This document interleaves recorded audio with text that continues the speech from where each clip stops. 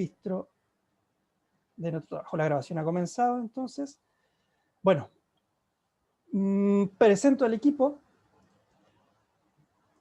Conmigo hoy se encuentra presente. ¿Se ve la presentación? Lili, ¿se ve? Genial. Conmigo hoy se encuentra Lilian Saavedra, quien levantó recién el pulgar. Ella es psicóloga, asesora del área de gestión de la trayectoria del estudiante de la Universidad de Antofagasta. Y Jorge Muñoz Hidalgo. Jorgito, ¿puedes levantar la mano?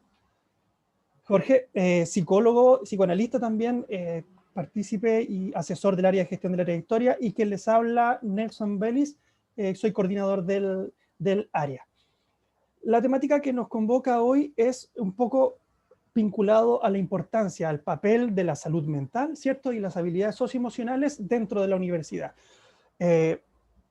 Como les comentaba, los tres pertenecemos a la misma área, que es el área de gestión de la trayectoria del estudiante. Nuestro papel dentro de la institución es favorecer el proceso formativo, el devenir académico del estudiante desde que accede a la institución, ¿cierto? Y que se pueda titular, se retenga, por lo tanto, y ojalá pudiese lograr la titulación oportuna.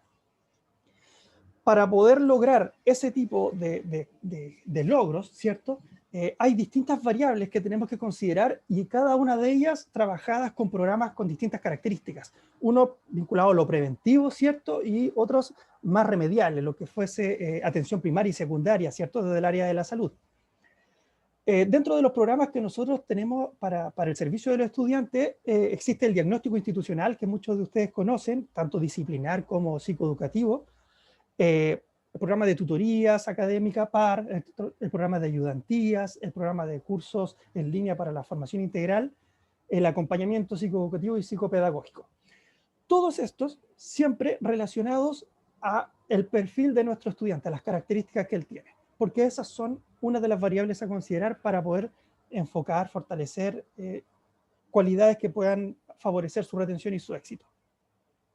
Bueno, como aparece aquí en la presentación, en la diapositiva, Enrique y Escobar, un par de teóricos el año 2016, chilenos ambos, generan o categorizan todas las variables que afectan positiva o negativamente la retención del estudiante y su éxito en tres clústeres, en tres grandes categorías. Una de ellas es la de teorías pedagógicas. Rápidamente comentarles, en ellas se acumulan o se agrupan todas las variables individuales que favorecen la retención, por ejemplo, la vocación, la motivación por la carrera, la estrategia de estudio que tenga el estudiante, etc. En una segunda instancia, la perspectiva económica, que lamentablemente cada vez se hace más evidente, es el impacto que tiene, ¿cierto?, la pérdida de algún beneficio, ya sea beca o gratuidad para la educación, o en este contexto COVID, la dificultad y pérdida de fuente laboral de los apoderados de nuestros estudiantes o de ellos mismos cuando se pagan su propia educación. Por tanto, es una segunda categoría con variables que afectan directamente su retención y su éxito, por lo tanto. Y por último, una tercera vinculada a la perspectiva organizacional, donde aquí van las variables vinculadas a la institución, sea de formación técnica o sea profesional, características de las salas, de los docentes, perfil de los académicos, acceso a internet, a la biblioteca, información, etc. Considerando esto, estas variables que acabamos de comentar y el contexto y la realidad a nivel global, ¿cierto?, vinculada a esta pandemia, a este virus COVID, es que este estado de emergencia genera una desinformación o por lo bajo una inseguridad en todas las personas. Esto mantiene ansiedades, ¿cierto?, y afecta transversalmente todas las dimensiones de nuestra persona. Cada uno de nosotros cumple distintos roles en distintas dimensiones. Por ejemplo, yo soy esposo, hijo, padre, amigo, profesor, psicólogo, etc. Cada una de nuestras áreas, de nosotros como académicos, profesionales o estudiantes, es atravesada por esta situación. Ámbitos personales, por ejemplo, los estudiantes al compartir con sus amigos, al poder ver a sus parejas, al poder salir a carretear, ¿cierto?, al esparcimiento, o ¿qué actividades? Entonces, para ellos también. Hay un micrófono abierto. Está brindando esta actividad. Me interesa. Flor. Yo quisiera ser parte. Puedes activar el audio un poquito. Entonces continúo y desde el punto de vista laboral también, nuestros trabajos, actualmente estamos en teletrabajo, muchos de nosotros, lamentablemente hay muchas personas que han perdido su trabajo, entonces es una dimensión que también ha sido impactada. Y por lo tanto, y la última, que es la académica, ¿cierto? Donde los estudiantes o a los docentes también hemos visto modificado esta tranquilidad, este status quo que teníamos hasta un momento en búsqueda de seguridad, ¿cierto? Estos cambios, estas adaptaciones que hemos estado haciendo son siempre a favor del aprender, y por sobre todo de la seguridad, de la salud. ¿Sí? En ese contexto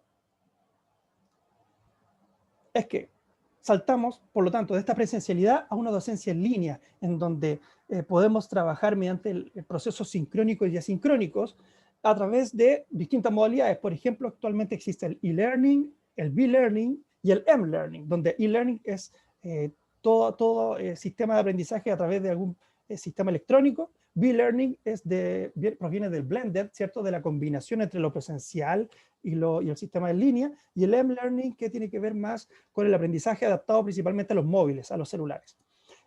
Pensándolo en nosotros como docentes. Bueno, nuestros estudiantes también viven su proceso de estudio en línea y su enfrentamiento a este contexto COVID a distancia.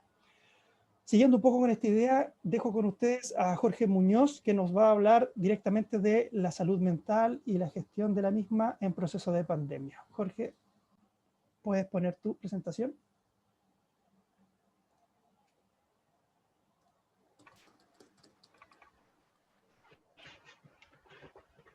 Bien, ¿se ve? Sí, impecable. Bárbaro, muy bien.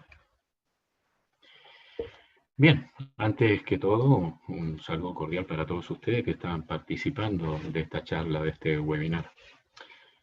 Nos hemos enterado en otras oportunidades de qué se trata este virus COVID-19, ¿no? Y de su alta capacidad de contagio y claramente del daño que puede provocar, incluso la muerte. Sin embargo, voy a señalar también que silenciosamente hay otros efectos de este virus que corren tan rápido y peligroso como la infección misma. Es la alteración de la salud mental y por ende también el descontrol de los comportamientos de la población. Respecto a este tema, entonces, me gustaría enfocarme en dos aspectos que, de acuerdo a la evolución histórica que ha tenido el manejo de la salud mental en el mundo occidental, han sido notoriamente anulados o al menos debilitados en su expresión. Me refiero a la capacidad, atributo, competencia, etcétera, como quieran llamarlo, en lo que tiene que ver con la autogestión y autorregulación de la propia salud mental,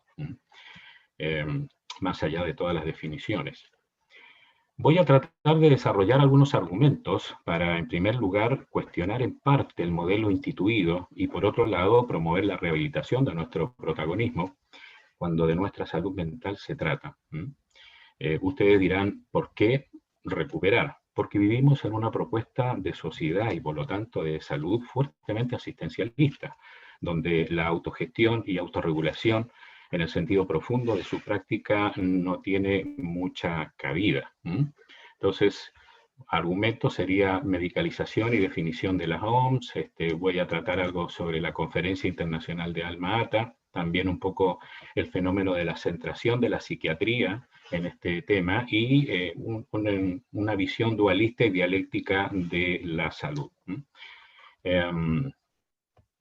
El cuestionamiento que quiero hacer, podríamos decir, es una propuesta de desconstrucción de sentido, es decir, no con la idea de destruir, sino más bien descomponer algunos aspectos que son poco visibles e intentar aportar otro sentido que respalden más los objetivos buscados. Tal vez romper un poco con el llamado sentido común, ¿no? Y que no olvidamos muchas veces que también ha sido socialmente construido. Bien, aquí tenemos algunas dudas o preguntas que nos pueden ayudar a pensar este tema. De qué manera se enfoca preponderantemente la temática de la salud mental, como algo que provoca consecuencias, como la causa que hay que supervisar, cautelar, para que no obstaculice los éxitos y los desempeños. Bien, usted sabe muy bien que en una entrevista laboral lo que se busca justamente es poder pesquisar cuáles son las competencias y justamente el nivel de salud mental que tiene este postulante. O si es visto como un área de consecuencias, preponderantemente como un área del ser humano que constantemente se ve vulnerada y sometida a desgaste por el entorno, empuja a veces hasta el límite, donde el sujeto pierde su equilibrio y homeostasis con su realidad. Bueno, esto último es más difícil porque el peso del orgánico, que tiene que ver con la segunda pregunta, hace difícil visibilizar la violencia de lo simbólico. Por ejemplo, les comento, hay un síndrome llamado síndrome de burnout, ¿no? Creo algo así como el trabajador quemado, que en definitiva, si lo analizamos, tiene los mismos signos y síntomas que el síndrome del estrés postraumático. Pero ¿dónde estaría un poco el desplazamiento en términos de responsabilidad? Es que si es estrés postraumático, el sujeto estaría relativamente bien sano, y producto de un trauma postraumático, el sujeto cambia su condición. Entonces habría que investigar qué es lo que está sucediendo. Pero esta investigación queda de alguna manera derogada en la medida en que ahora con el síndrome de burnout trasladamos las causas al ámbito personal. Es decir, en este caso el sujeto no tendría las condiciones previas, ¿no?, para poder postular y mucho menos desempeñarse en las exigencias actuales del mundo laboral. Entonces, y como el peso de la temática va a ser orgánico, entonces claramente la respuesta a la tercera duda será de jurisdicción médica y no social, como en la actualidad está instaurado. ¿A qué se debe esto? ¿De qué manera ha sido instalado esto? Bueno, medicalización de la sociedad, ¿ya? Literatura hay bastante profusa, no es un invento mío, ¿no? Y podemos definir esto como el proceso de convertir situaciones que han sido siempre normales en cuadros patológicos y pretender resolver mediante la medicina situaciones que no son médicas, sino sociales, profesionales o de las relaciones interpersonales. La medicalización es un proceso continuo que se autoalimenta y crece de forma constante, facilitado por una situación en la que la sociedad va perdiendo toda capacidad de resolución y de tolerancia frente a los problemas. Su origen es multifactorial, existen diversas causas para que se produzca este fenómeno. Eso sí, todas ellas claramente con un común denominador, ¿no? La industrialización de los satisfactores a las necesidades y la rentabilidad de lo cotidiano, muy propia de una sociedad de mercado. Entonces, en esto van a participar como gestores y dispositivos de reforzamiento los medios de comunicación y publicidad, la industria farmacéutica, los políticos, los gestores y empresas de la salud a través de un ministerio privatizante, ¿no? Y por qué no decirlo, en muchas universidades, la inoculación de la idea de empresa a los estudiantes que se están formando como futuros médicos. En definitiva, todos juegan un papel muy importante en este proceso. Veamos un poco de definiciones, ¿no? La OMS dice, la salud es un estado de completo bienestar físico, mental y social y no solamente la ausencia de afecciones o enfermedad. En esta primera parte sí, es una definición que trató de cubrir ciertas expectativas, pero aparece ahí el concepto de completo bienestar que podríamos cuestionarlo, pero lo vamos a dejar para otro momento. Lo completo bienestar no existe. Aparece también en la definición o un comentario en relación a eso que dice la salud mental es un componente integral y esencial de la salud. Y luego dice, una importante consecuencia de esta definición es que considera la salud mental como algo más que la ausencia de trastornos o discapacidades mentales. Me interesa ese algo más, porque es por ahí donde quiero circular un poco, hacer circular un poco esta charla. Una suerte de definición de salud mental, diría, la salud mental es un estado de bienestar en la que la persona realiza sus capacidades y es capaz de hacer frente al estrés normal de la vida, de trabajar de forma productiva y de contribuir a su comunidad. Fíjense que acá hay algo interesante, dice condiciones, capacidad que tiene que tener el sujeto para enfrentar el estrés normal, es decir, normaliza algo. Poco romántico esto probablemente, ¿no? ¿Por qué? Porque rompe con el idealismo de la vida en que tiene que ser todo hermoso y no considera muchas veces estos momentos tristes de duelo, pérdida, enfermedad, pero que también forman parte de la vida normal, ¿no? No nos olvidemos, siguiendo un poco el análisis etimológico de la palabra, criterio viene de crecer y crecer viene de crisis. Entonces, yo creo que esto es bien importante. Siguiendo en la búsqueda de argumentos, veamos un poco de historia. Fíjense que ya en 1978 se produjo una conferencia internacional sobre atención primaria de la salud en Alma Ata, por ahí en la antigua Unión Soviética, ¿no? La OMS, la UNICEF, generaron un evento de política de salud internacional más importante de la historia, que marcó un hito en la salud pública del mundo. Contó con la presencia de 134 países y 67 organismos internacionales y muchas organizaciones no gubernamentales. Como dice ahí, el único ausente fue China. En esta conferencia, en ese tiempo, va a concluir, esta conferencia concluyó con 10 declaraciones fundamentales para el caso que me convoca. Voy a destacar 2 de esas declaraciones, más que nada resaltando sobre todo sus aprendizajes. Y es esto, una frase que quedó, que nació en ese momento, dice: la enfermedad y la salud es un tema demasiado complejo para dejárselo solo a los médicos. La conferencia reafirma la definición de la OMS, pero resalta además que es un hecho humano fundamental y que la consecución de un buen nivel de salud es un objetivo social prioritario en todo el mundo, cuya realización requiere la acción de muchos otros sectores sociales, desde el Estado y los sectores privados, la economía, la política, la ciencia, la educación y las diversas profesiones vinculadas al ser humano, todas además del sector sanitario. Otra aprendizaje fue el resaltar de que la atención primaria es y será la herramienta fundamental para evitar las enfermedades.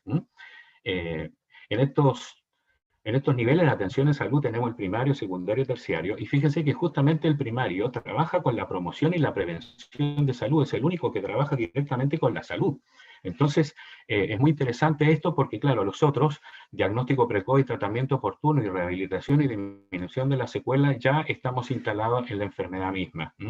Así que la atención primaria de salud es atención sanitaria esencial, basada en prácticas, tecnologías y métodos científicos socialmente aceptables, accesibles universalmente a todos los individuos y las familias de la comunidad, siempre a través de su completa participación, a un costo que la comunidad y el país pueden soportar, a fin de mantener en su desarrollo un espíritu de autodependencia y autodeterminación. Entonces incluye como mínimo la educación sobre los problemas sanitarios y más importante, y los métodos para poder prevenirlo.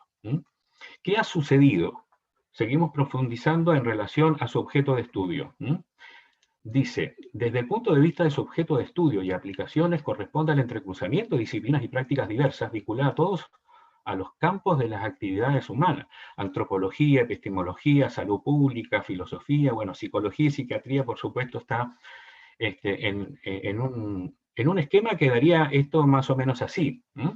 Y acá en círculo rojo aparece el concepto de otros, porque hoy en nuestra sociedad evidentemente ha habido un fenómeno social en que están golpeando las puertas para poder participar de todo aquello que involucra a la cultura completa, ¿no? Y digo, etnias, minorías, etcétera. Es decir, hay un fenómeno social que estamos transitando y creo que es válido colocarlo también. Por lo tanto, como dice, corresponde al entrecruzamiento de disciplinas y prácticas diversas. Esquemáticamente sería así, pero va a haber un pero. Salud mental, aún siendo oriundo, originario, ¿no?, de las ciencias sociales, el peso institucional y las determinantes económicos sociales que se establecen en nuestra sociedad, háblese de la instalación de la sociedad de mercado, determinaron que la salud mental iniciara su expansión como extensión de las actividades psiquiátricas a las que se le ubica en el centro. Es decir, así. Y desde ese lugar, ubicado como eje de la salud mental, comenzar a desplegar una serie de actividades regulatorias y normatizantes. De hecho, no está sola. Un sector importante de la psicología ha sido arrastrada y participa de esta hegemonía que claramente en gran parte invisibiliza las posibilidades de autogestión y autorregulación al respecto. En verdad, lo que corresponde es que las acciones de la psiquiatría deben ser consideradas, evaluadas y replanteadas desde las pautas conceptuales de los objetivos de salud mental. Entonces, por lo expuesto, claramente salud mental excede conceptual y operativamente al sector salud, aunque tenga en él una fuerte inserción.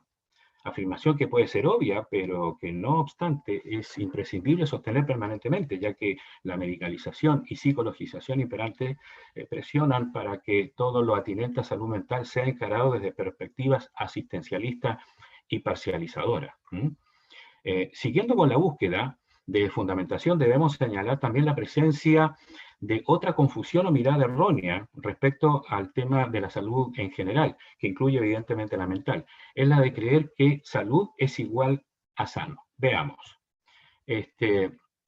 Vamos a imaginar acá una calle con dos veredas y por lo tanto, en una mirada yo diría de tipo dualista, porque vivimos en una sociedad con una cultura occidental judeo-cristiana.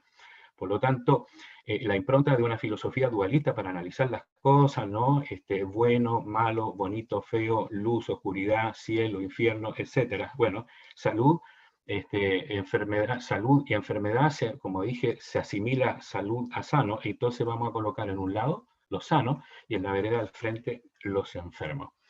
Y bueno, todos tratamos de amontonarnos en la vereda de al frente, ¿no? Sano, y vamos a analizar esto de manera dualista, que no nos deja mucho espacio justamente para lo que estamos tratando de dar cuenta, que es justamente los procesos autorregulatorios. ¿Qué va a pasar en verdad? Y proponiendo una mirada, si ustedes quieren, un poquito más dialéctica, en la que las fases, el dualismo sería como que dos fases o dos etapas se oponen entre sí, y la mirada dialéctica es que esas mismas fases o etapas no se oponen, sino que forman parte de un mismo proceso. Entonces, en algún momento nos podemos estornudar, tener tos, fiebre, vamos a tener algunos síntomas molestos, eso sí, pero que rápidamente, si estamos bien, nos recuperamos. Desde el punto de vista mental y emocional podemos tener algunos quiebres, pérdidas, duelos, etcétera, algunas angustias, pero rápidamente nos mejoramos, y así sucesivamente. Entonces, de esa manera se va marcando lo que podría ser salud. Es decir, el concepto de salud estaría en el medio, no es homólogo al concepto sano, sino salud sería justamente este clivaje, este parámetro donde se va a mover y se van a notar los recursos personales que nosotros tenemos. ¿Dónde estaría la pérdida de la salud? Si ustedes quieren, siguiendo el esquema, acá. El factor primordial es la aparición de una crisis, es la importancia que el individuo le va a dar al problema, y sobre todo de los recursos psicológicos de los que dispone para enfrentar esa crisis. Por ejemplo, en este caso, donde evidentemente se pierde la salud, una depresión profunda, una angustia masiva o crisis de pánico, una ansiedad paranoide, descompensación psicótica, tendencia al suicidio, etcétera, ¿no? Serían claramente situaciones donde hay una pérdida de control y de poder autogestionar y autorregular la propia salud, en este caso mental, ¿no? Lo que evidentemente exige una intervención médica y profesional oportuna, ¿no? Pero en este sentido, en este punto, perdón, quisiera detenerme un poquitito, y antes de continuar me gustaría introducir una reflexión en torno al concepto y presencia de algunos síntomas que habitualmente padecemos, y que yo denominaría síntomas en etapa psicofisiológica, como para diferenciarlo de su opuesto, que sería lo psicopatológico. La reflexión que quiero compartir tiene que ver más con un cuestionamiento a la mirada fuertemente medicalizada que se imprime hoy al concepto de salud mental. Por razones que no da el tiempo de analizar, diríamos que los signos y síntomas que, entre otras cosas, nos avisan de la existencia de un malestar, de que algo no anda bien en nuestro mundo interno, bajo esta mirada dejan de tener la funcionalidad de alarma, de aviso, de atención, de preparación, de alerta. En otras palabras, dejan de ser indicadores de un funcionamiento mental sano. Ahora se han convertido en patologías en sí mismas, en síndromes o en enfermedades, calificadas rápidamente como trastornos. Me parece importante abrir la puerta a otra mirada. Frente a la pandemia que nos rodea, sentir miedo o ansiedad, sentimientos de angustia o de depresión, son absolutamente esperables si hablamos de un sujeto social y mentalmente sano. Al contrario, no sentir nada de esto, aparentemente muy deseable, efectivamente podría estar mostrando sujetos con serios daños o trastornos psicológicos. Siguiendo la línea reflexiva de un gran pensador chileno, Humberto Maturana, debemos decir que los seres humanos, por excelencia, somos seres emocionales que razonamos, y no seres racionales que además sentimos emociones, como un agregado que podemos suprimir o que debe estar al servicio de la inteligencia, por ejemplo. No debemos olvidar que las emociones construyen nuestro psiquismo. Por tanto, no es razonable, o no sería compartible, o no sería premiable, ¿no? Que usted tenga temor de tener miedo, por ejemplo, sentirse ansioso por experimentar ansiedad, angustiarse por sentir angustia, deprimirse por sentirse algo deprimido. Todas estas emociones dentro de un umbral funcional, ¿no? Son absolutamente esperables. Veamos, trastorno viene de la idea de un torno que de golpe gira en el sentido contrario. Este no es el caso, ya que son molestias, pero que giran en el sentido de la vida, de la protección de ella. Podemos hablar de trastornos cuando el umbral es intenso o crónico, o sencillamente frente a un peligro inexistente o fantasiado. Delirio, por ejemplo.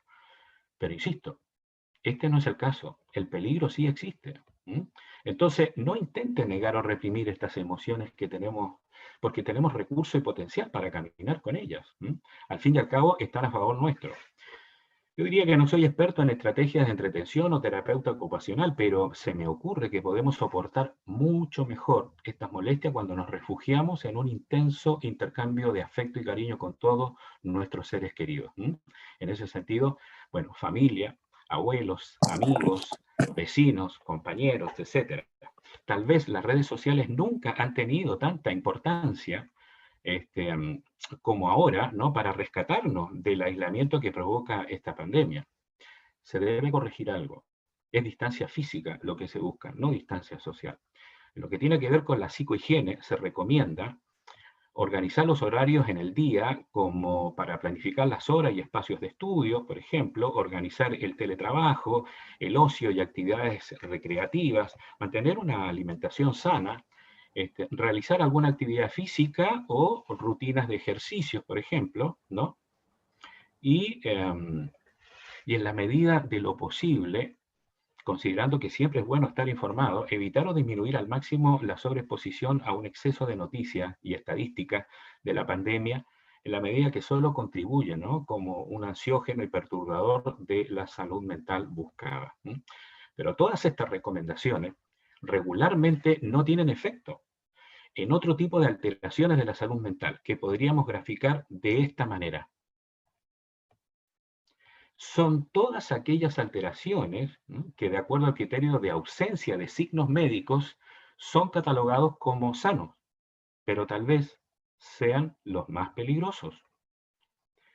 Un número demasiado importante de ellos caminan desafiantemente por las calles contraviniendo todas las reglas y recomendaciones.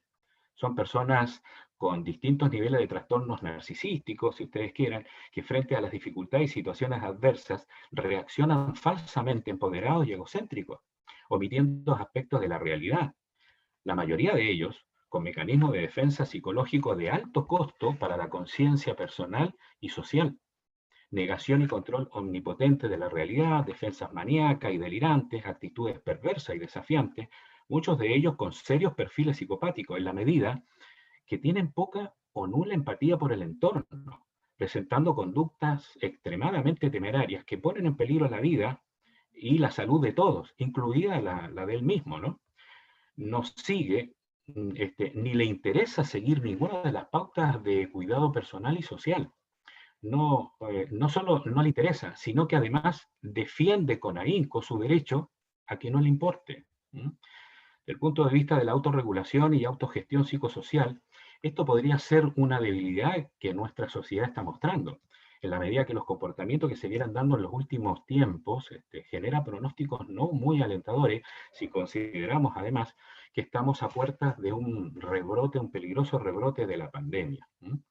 Es imprescindible entonces desarrollar al máximo la tolerancia y paciencia para soportar la situación de nuestro alrededor y al mismo tiempo soportarnos nosotros mismos, en la medida que pasará mucho tiempo para que la normalidad suspendida vuelva, no sin grandes modificaciones, sobre todo a nivel de las interrelaciones humanas.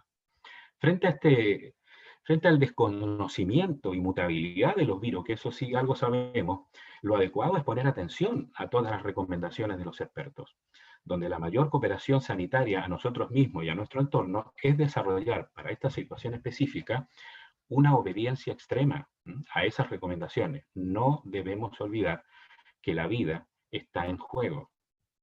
Lamentablemente, algo que está definiendo a las sociedades actuales, lo expresa muy bien Elie Wiesel, escritor, Premio Nobel de la Paz, superviviente de los campos de concentración nazi. Y él dice algo así: lo contrario del amor no es odio, es la indiferencia. Lo contrario de la belleza no es la fealdad, es la indiferencia. Por último, por PC, Lo contrario de la fe no es la herejía, es la indiferencia. Y lo contrario de la vida no es la muerte, sino la indiferencia entre la vida y la muerte. Bien, espero en parte haber conseguido introducir la idea del necesario protagonismo y habilitación que debemos permitirnos, ¿no?, para tomar decisiones respecto del manejo de la propia salud mental.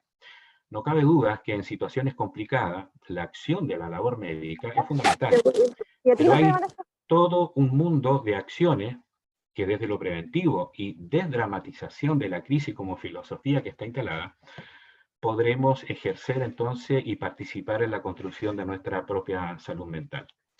Finalizo recordando una frase que dice así: no existe peor sufrimiento que aquel que nace por miedo a sufrir. Por su atención, muchísimas gracias. Esta de 100 y las 6 de 50 y de 100. Hola, buenas tardes. A continuación, Jorge, darle Sí, paso a a Lilia. continuación, perdón, sí, tienes razón, disculpa. A continuación, nuestra colega Lilia Saavedra, ella va a tratar el tema de habilidades socioemocionales. Muchas gracias.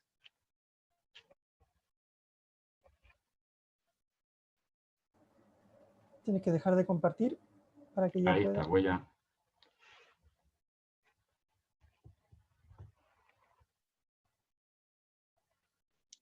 ¿Se ve ahí? Impecable, pantalla completa y no habría problema. Súper. Ahí sí.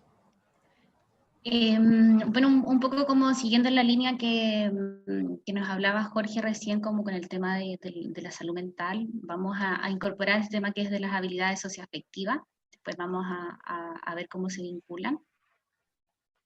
El objetivo va a ser conocer las habilidades socioafectivas para favorecer el aprendizaje académico, ¿sí? Y un poco más como de la salud mental, la importancia que tiene la salud mental, un poco como tomando las palabras que mencionaba Jorge hace un momento. La salud mental se vuelve un factor protector en los procesos de aprendizaje, ¿sí? Cuando un estudiante tiene estrategias, tanto individuales como sociales, para hacer frente a las diversas circunstancias, no solamente en términos de pandemia, sino que en su vida de la adaptación a la universidad, eso es un factor protector a la hora de poder enfrentar la ansiedad, de poder enfrentar el estrés. Un poco como lo menciona también Jorge, hay procesos que son esperables dentro del contexto universitario, ¿sí? La ansiedad, el estrés, el desánimo, la inseguridad también, son procesos esperables dentro de la transición tanto evolutiva como sociales en los que están los estudiantes, tanto de primer año como a lo largo de la carrera, y entonces es importante como pesquisar y tener muy claro cuáles son los factores que estamos tomando, y un poco que favorezcan la capacidad de generar vínculos. Cuando un estudiante tiene una salud mental que quizás no está de la manera más regulada, eso impide la formación de vínculos tanto con sus pares como con el propio sistema educativo.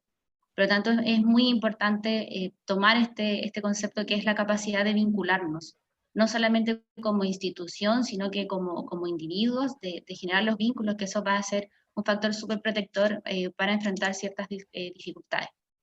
Y la promoción de la salud que lleva a cabo por medio de mecanismos de autocuidado, que el autocuidado viene a ser una estrategia sumamente asertiva, sobre todo en estos tiempos, la ayuda mutua, que es intercambiar experiencia, y los entornos sanos.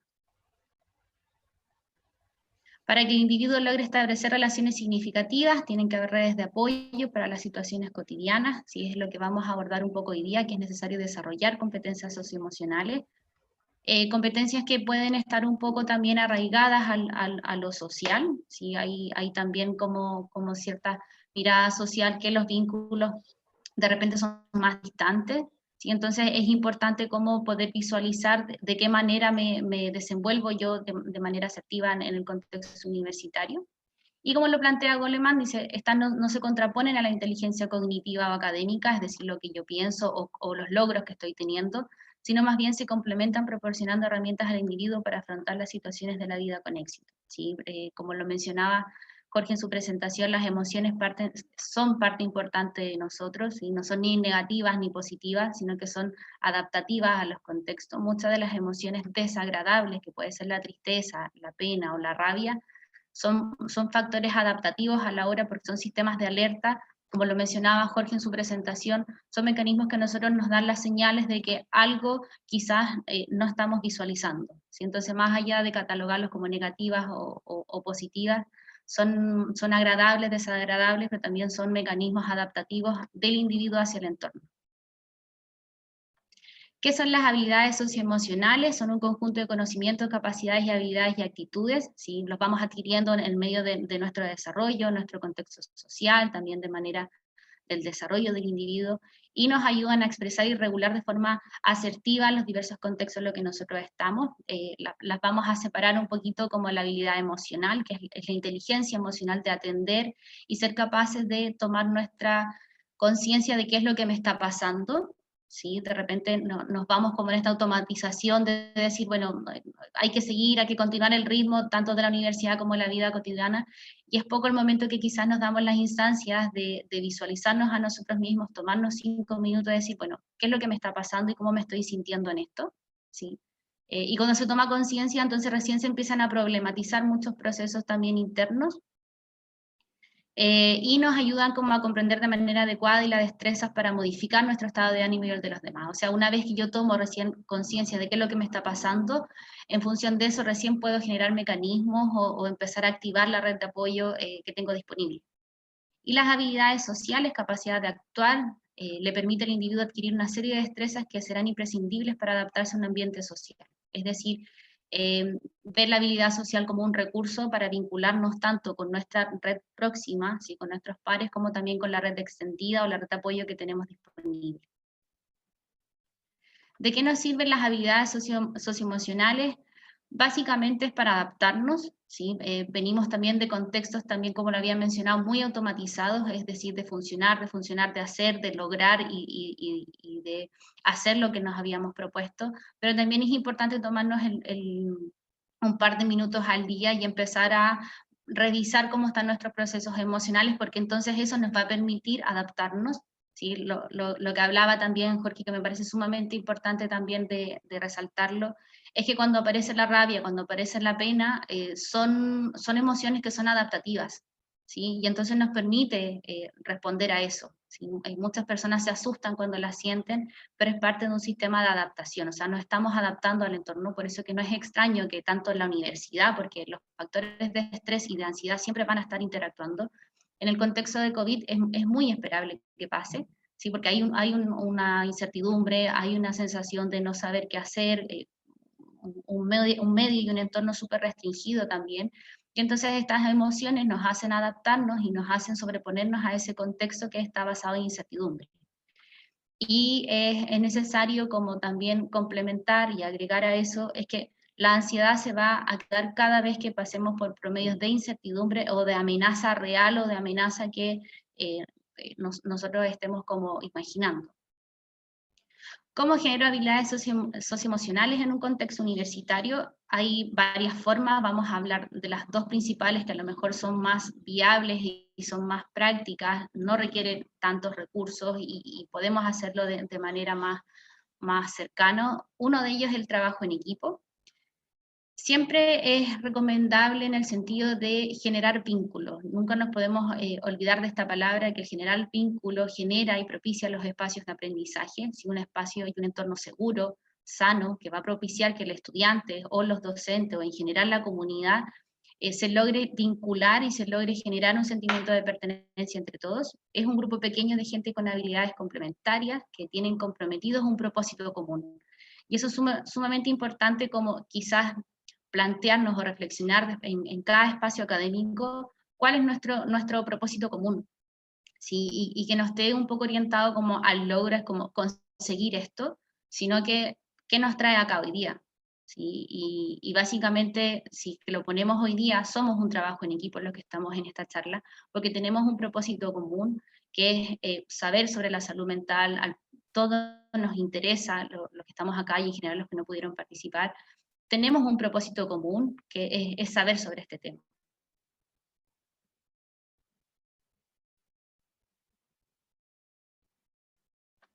Parte de elementos centrales que vamos a propiciar en los trabajos en equipo es el compromiso, es decir, yo me comprometo a esto y voy a hacer algo que dependa de mí para conseguir ese objetivo, ¿sí? La complementariedad, es decir, hay un intercambio, ¿sí? Yo coloco esto de mí, yo puedo aportar con esto, entonces yo tengo estos recursos.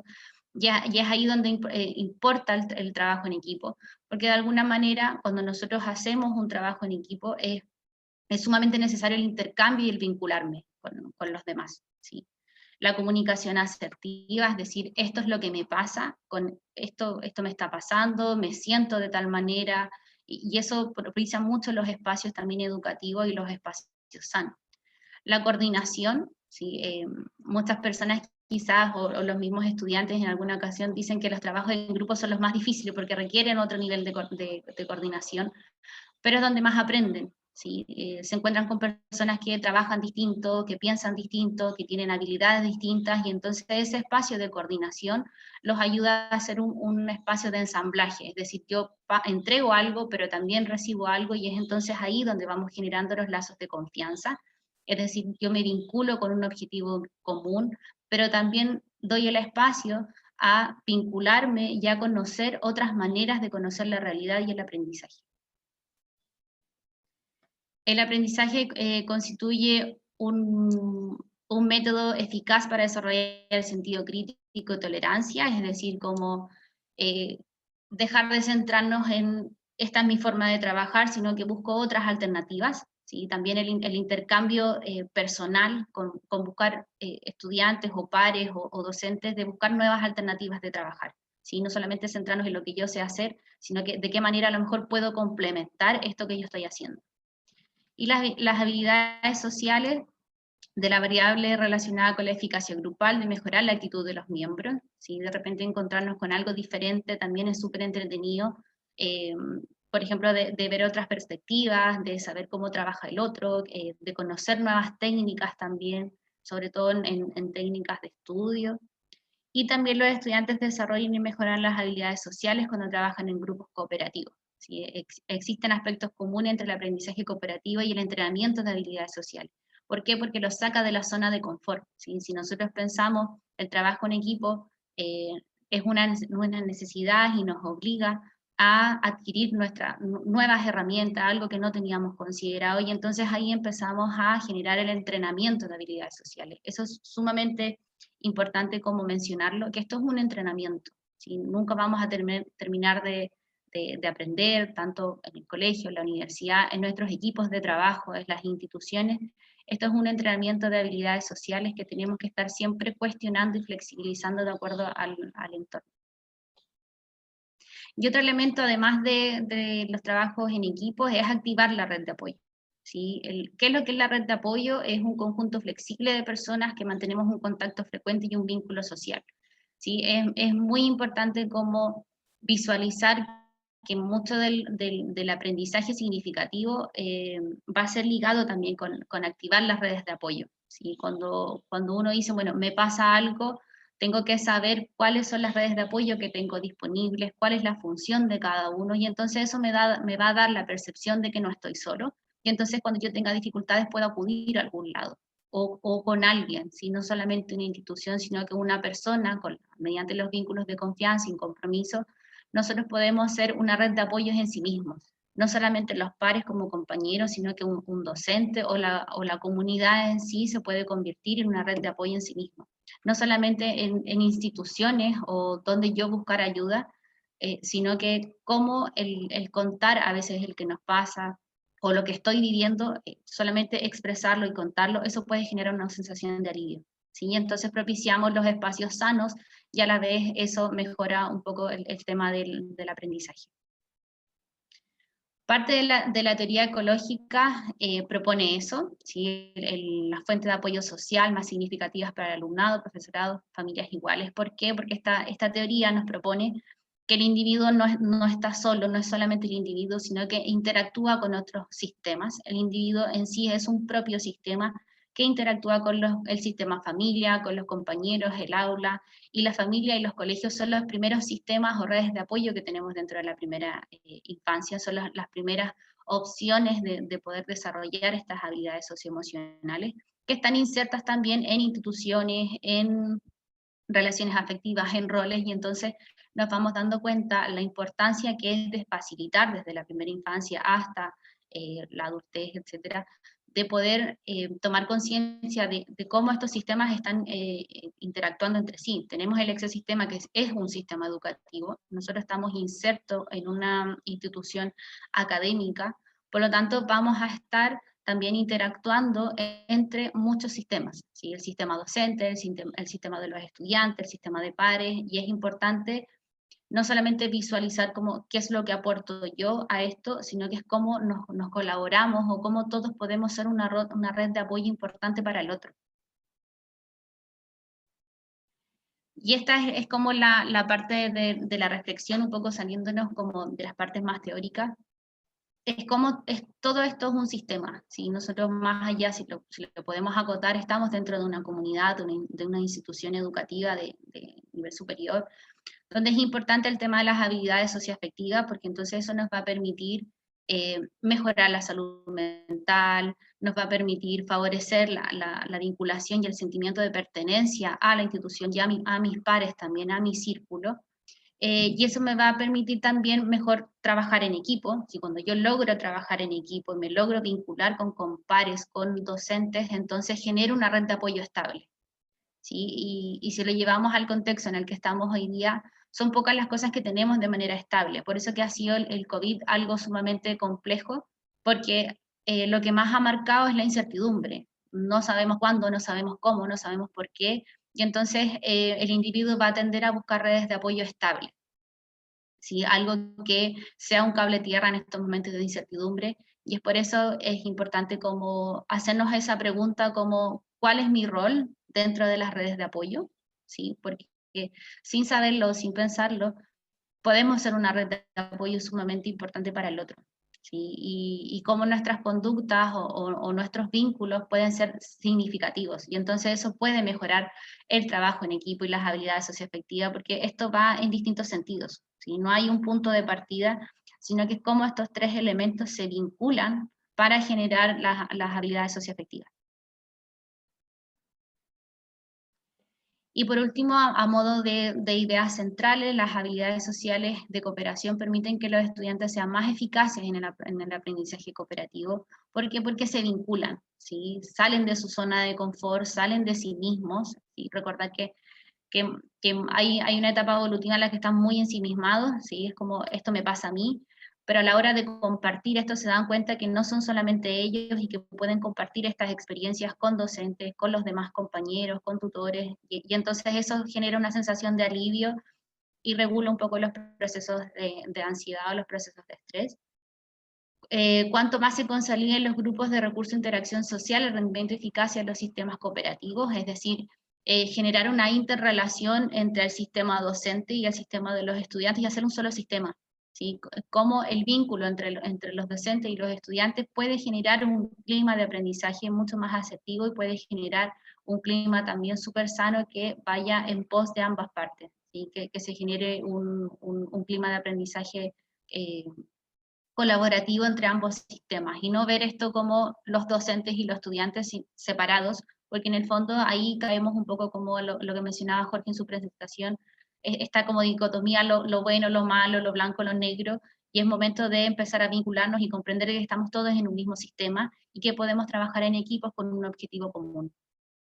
Y en el aprendizaje cooperativo los estudiantes imitan a otros compañeros, es decir, me empiezo a cuestionar mis prácticas y lo que yo estoy haciendo, entonces pareciera ser que hay otras formas de hacerlo, generamos un modelado, lo mismo con la práctica docente, muchos estudiantes se quedan con esto, una vez vi a un profe que, hizo tal cosa, y entonces eso se vuelve muy significativo para ellos y empiezan a generar otros modelos. Y eso es sumamente importante porque cada uno tiene muchos modelos a lo largo de la vida, y cuando llegamos a la universidad empiezan a reconocer otras formas de aprender.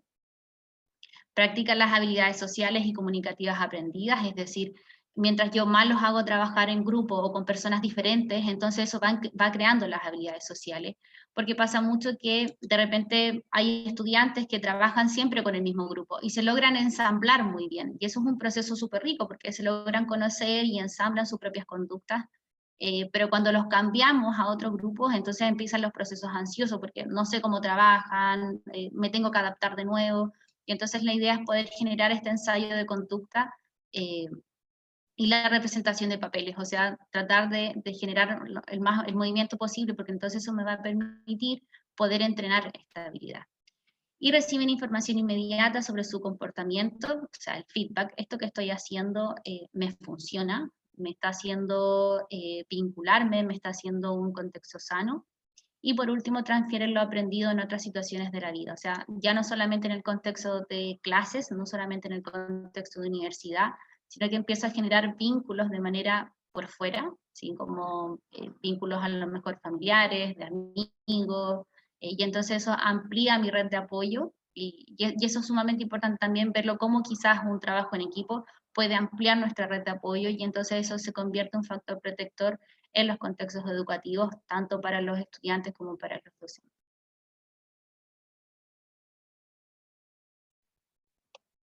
Y ahí está la bibliografía, para decir que tienen alguna duda lo pueden encontrar en esta investigación. Impecable, muchas gracias Lilian, muchas gracias Jorge. ¿Alguna duda o consulta? Si desean pueden hacerla en el chat, yo las leo a viva voz.